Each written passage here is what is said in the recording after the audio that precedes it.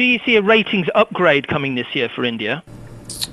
Well, I think this year might be a bit too early. You know, for the fiscal year, which is now which is almost ending, it looks like the finance ministry might well miss its targets, or if it does actually meet its targets, it's going to be an extremely close-run thing. And so I think the ratings agencies might be waiting for signs of fiscal consolidation in the next fiscal year before any upgrades. You know, and then also within that, how spending gets redirected. If there's greater spending on capital expenditure projects, that might not be something that shows up in the fiscal accounts until later on in the next fiscal year. And so my sense is that ratings agencies will hold off for now.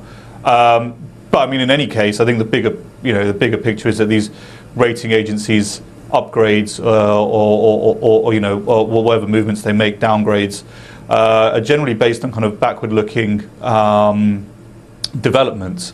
And so, you know, the bond markets are generally well ahead of the ratings agencies themselves, you know, in pricing in more progress towards fiscal consolidation. And so, you know, it's more of a kind of symbolic move rather than anything else. Now, the US Fed is expected to hike rates in the second half of this fiscal year. Should we see that happening, how do you see it impacting the flows to EMs like India, for instance?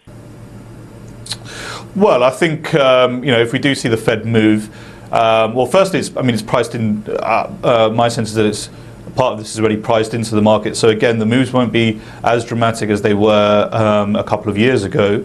Having said that, though, there is obviously scope for volatility and disruptive inflows or outflows into and out of emerging markets. However, India doesn't really stand out anymore as being one of the more vulnerable to an outflow of capital.